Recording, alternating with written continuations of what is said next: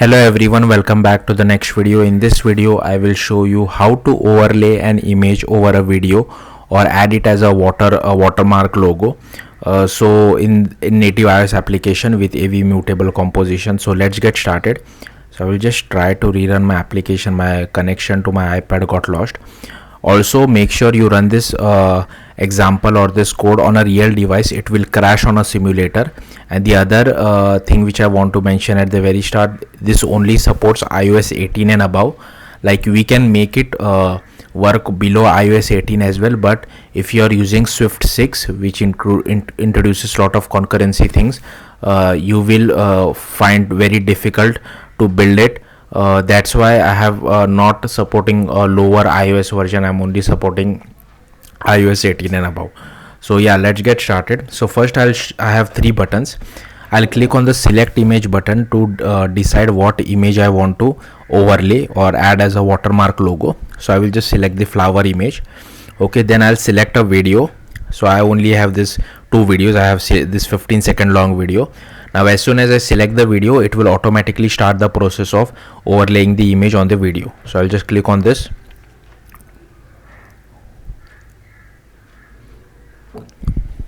And here you can see it has started playing the video, and at the right hand side bottom corner you can see it has also add the watermark logo or overlay the image on our video.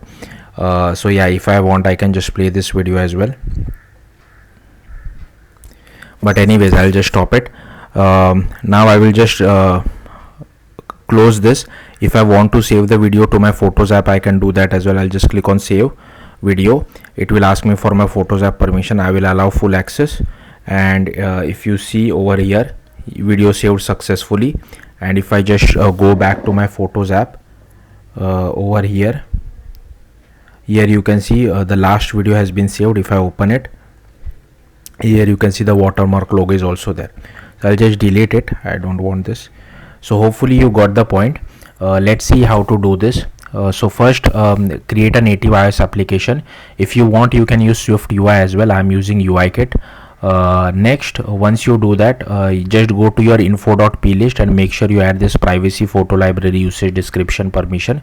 This is for saving the video. If you are not saving video to Photos app, you don't need this permission. So yeah, this is required. Then all you have to do is just go to your view controller.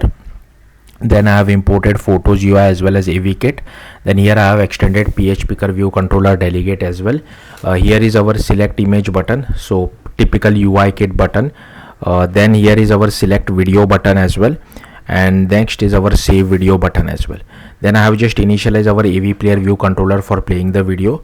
Here is our final URL. Here is our file manager as well. Here is our select image. Now because we are extending this PHPicker view controller delegate, once we display like even if either we pick select image or we pick click select video, both of them calls the same callback. So depending on what is called, we will with the help of this variable we will come to know. If you have a better way of knowing that, you can use that as well. Then I have added all the three buttons to our parent view. I have set up the constraints as well, and here I have assigned click listeners for all the three buttons. So here for setup constraints, here you can see I have just assigned some basic constraints to this. So yeah, if you want you can just copy these constraints.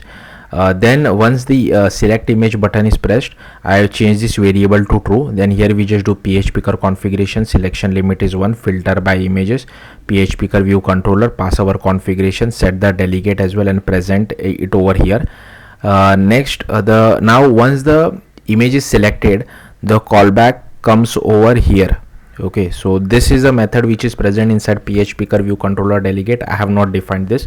So if here I'm checking, now same method will be called for picking videos as well. So if this particular variable is true, that means the user has clicked on select image button. So I first dismiss our picker, get the result which the user has selected, convert it to a UI image, and then just assign it to our global variable which we have created over here. Okay, so once that is done, again just come back over here. So here this is called once you click on select video. So I just make this value as false. Here is our PHPicker configuration. Here selection limit is 1. Here we filter by videos. if you want, you can use this. Here is our PHP configuration, passing our config, setting the delegate, model presentation style is full screen, and here we present it.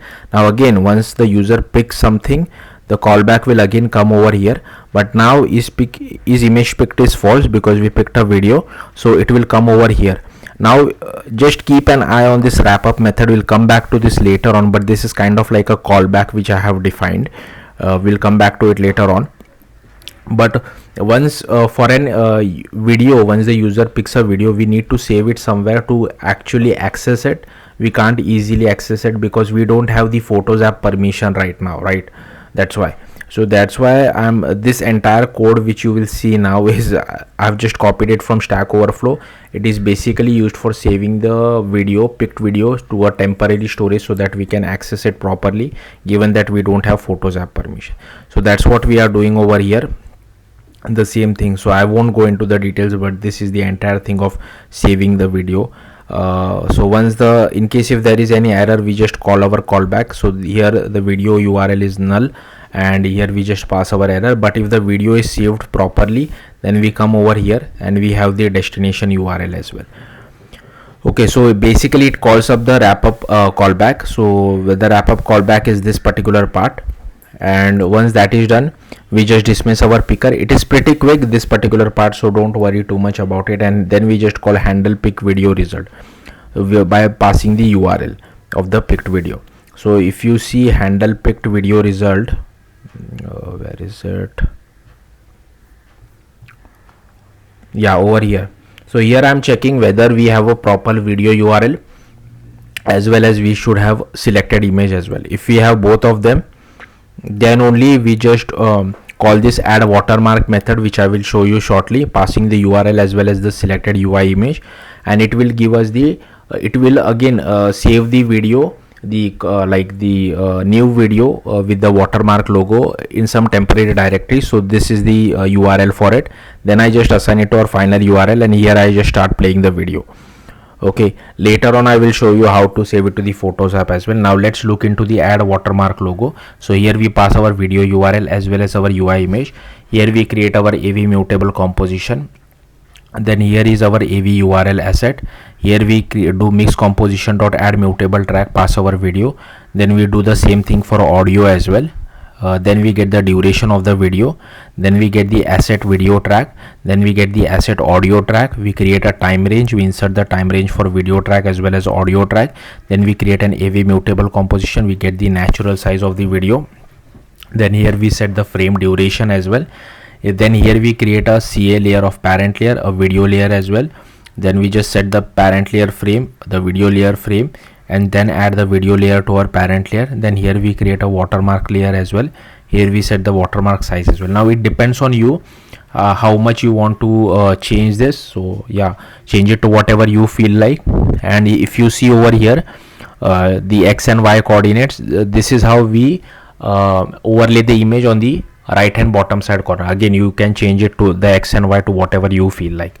Then add the watermark layer to our parent layer, set the animation tool for our video composition. Then here we create an AV mutable video composition instruction. We set the time range, we set the create a video composition layer instruction as well. And here we create an array of layer instruction, array of instruction as well. Here we create an export path, here we create export URL. If the file already exists with same name, we remove it. I'll just minimize this. Here we create an export session as well, and here we just set video composition as well as should optimize for network use. Now this particular code which you see is only accessible from iOS 18, so you will have to go to your over here, go to general, and make sure here you at least have iOS 18.0. So here I'm exporting as MP4, and here you can get the state, what is the export state if the export is too big. Now if you want to make it work on versions below iOS 17, you can add this if tag over here, uncomment this, and then use below iOS version, something like this. But do note, like I said, if you are using Swift 6, you will get error over here because the sendable error, which I don't know how to resolve. Maybe you guys know it. That's why I've kept the code in case if someone is interested. And then here we just return our export URL. Okay, now coming back to the save video part. So for save video, Firstly, here I have defined a method to get access to the Photos app. So this is how you can get access to the Photos app. Then here, once the save video button is called or clicked, we just call request authorization. If permission is not granted, we return back. If we have the final URL, we just call perform changes, create request for asset from video, pass our final URL. If it is success, we print video saved successfully. In case of error, we call error saving videos. Yeah, and here also we just do some error logs as well. So yeah, that's it. I'll simply scroll through this file one more time because I've been jumping over this file all over the place. Yeah, feel free to pause the video wherever you feel like and just copy the code.